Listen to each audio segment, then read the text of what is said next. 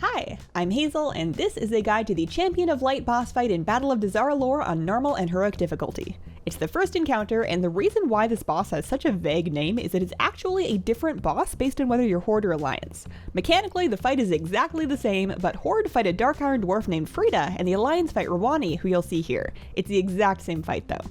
The super short version is always tank the adds about 30 yards from the boss. Be on the boss during Seal of Retribution, which she starts in, and be on the adds during Seal of Reckoning, which is the rest of the time. If you remember that, you're like 80% there. Zealotry is the big thing here, and it's pretty straightforward. It's basically a damage modifier that stacks up on the boss when you're doing the fight wrong. There's no way to clear it, so just don't do wrong things. More on that later.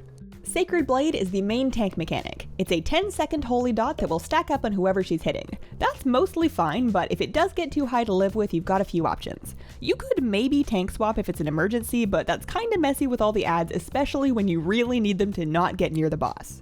Instead, whenever the boss starts a long cast, you can just book it in the opposite direction, and Sacred Blade should fall off before the boss catches back up to you. It's also funny to just pretend that you're leaving the whole fight behind. Wave of Light is a big, sparkly pretty thing that you do not want to touch. The boss will wing that out towards the adds, or a random raid member if there aren't any adds. If it hits the adds, it'll start to heal them over time, which can be purged off. In a perfect world, the add tank gets the adds out of the way, but they're casters and that's annoying, so you probably just want to dispel the hot. Maybe use a mass dispel from all of those priests that you kidnapped to help you with soul.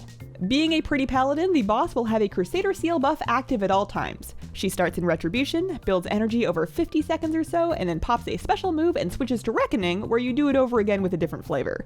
I personally suffer from paladin word blindness, so I like to think of Retribution as salty boss and Reckoning as spicy boss. Seal of Retribution, or Salty Seal, is the hit the boss, not the add seal. If you kill an add during Retribution, she'll be salty about it and get a bunch of zealotry later, so just leave the adds be and focus the boss during this seal. Keep in mind that she'll be firing out those waves of light towards the adds, so don't be on that side. While salty, her melee attacks will AoE the raid with Retribution Wave, which is not avoidable. Try to stay kinda close together so healers can stay on top of that. When she reaches 100 energy, she releases the seal with Judgement Righteousness. That buffs one of the adds to do a ton more damage and healing, and that's also when she swaps seals. It's time to go fight the adds at this point, and I recommend starting with the big buffed one. During Seal of Reckoning, or Spicy Seal, hitting the boss gives her zealotry stacks directly. Imagine that she's very hot and don't touch. The only one that can hit her is the tank, who is exempt as long as they have Sacred Blade. She'll also be doing a bit more tank damage under Reckoning with a move also called Reckoning. Mitigation for that is good, but as long as you haven't forgotten to put a healer on the tank, it should be fine. At 100 energy, she releases the spice with Judgement Reckoning, which is an unavoidable raid-wide damage burst. Stack for heals, use a cooldown if you need to, and as long as you didn't feed her too many zealotry stacks, you'll be fine. You've probably noticed by now that this fight has adds. You start with a set, and Call to Arms summons more later on. Your adds will look different based on whether you're Horde or Alliance, but you get the same skills either way.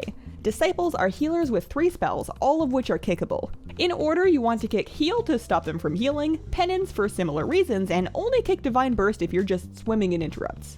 Crusaders are melee adds that win most irritating mechanic prize for Blinding Faith. It's one of those that turn around before they finish their cast things, which is fine except that we all know people who just won't.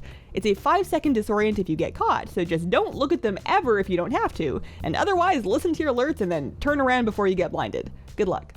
They'll also drop Consecration, which is mostly to keep their tank awake. All adds will take 50% less damage while standing in it, so drag them out and don't step on it yourself. And there's also Crusader Strike, which is a good time for the add tank to press mitigation if they have any. I wouldn't stress about it though.